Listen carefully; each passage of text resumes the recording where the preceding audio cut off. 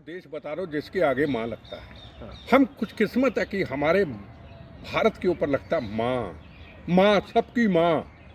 जिस भारत माता ने मंदिर, गुरुद्वारे, मस्जिद, गिरजाघर अपने आंचल में संभाली, जिसने हिंदू, मुसलमान, सिख, ईसाई भारत माता ने आंचल में संभाली, उस भारत के माँ के ऊपर खून से सजा हुआ तिरंगा झंडा है।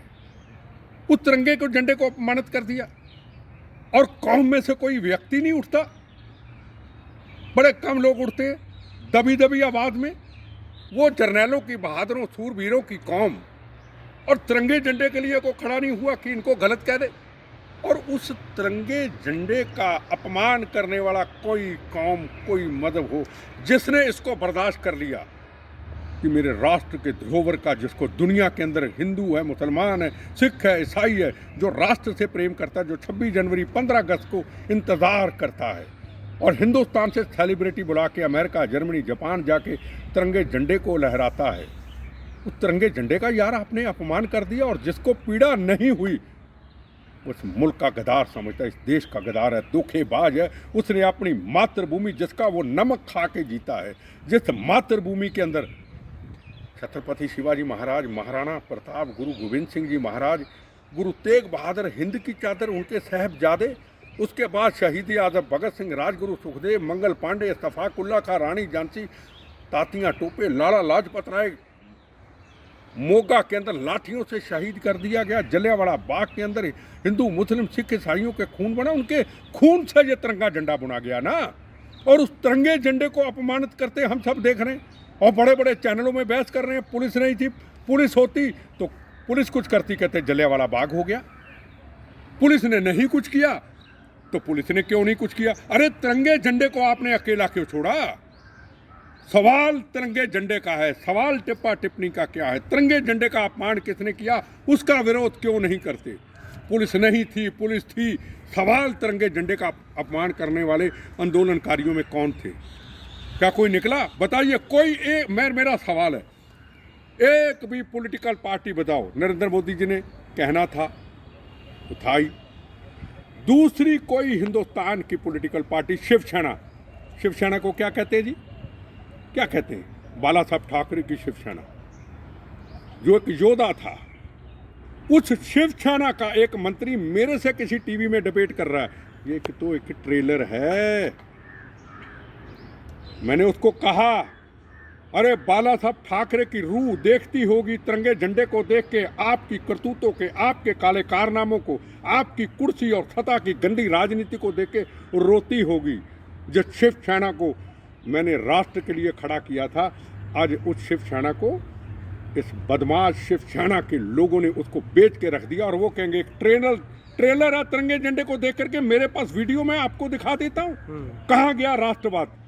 कहाँ गई मुलायम सिंह की पार्टी? कहाँ गई मायावती की पार्टी? मेरा सवाल का जवाब है। कहाँ गया अकाली दल? कहाँ गई कांग्रेस? कहाँ गई आम पार्टी?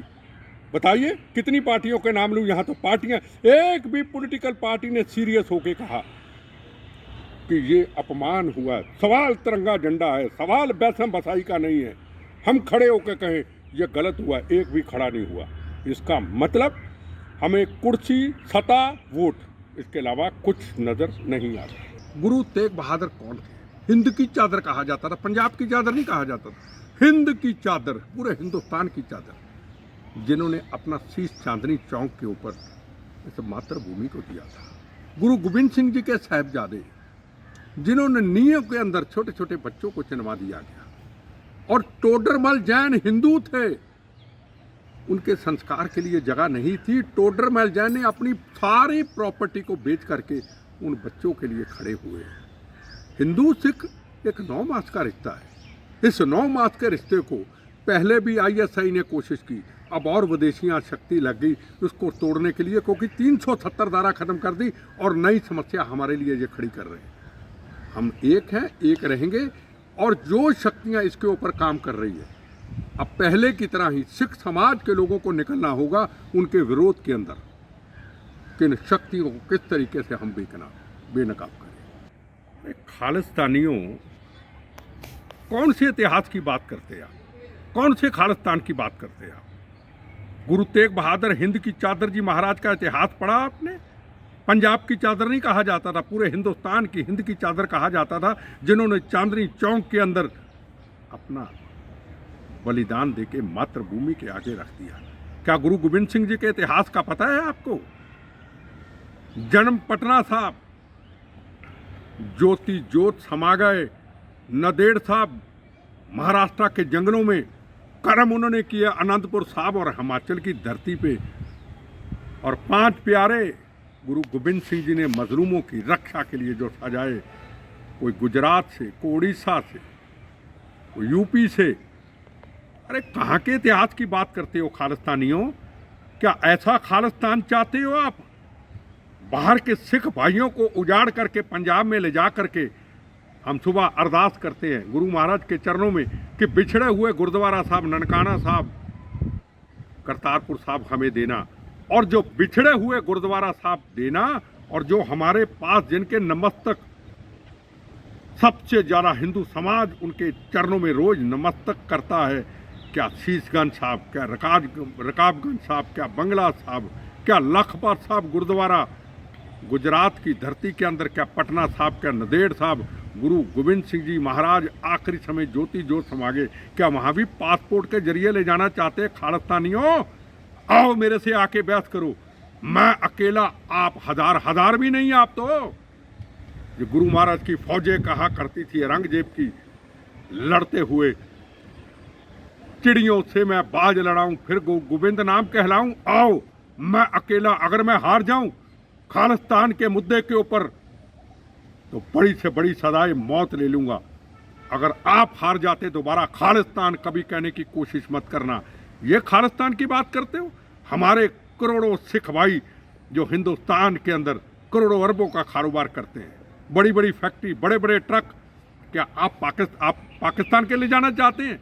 क्या आप पंजाब में ले जाके भूखा नंगा जो बच्चों को रोटी नहीं दे सकता पाकिस्तान, उसके साथ बॉर्डर खोल के काम करना चाहते हैं?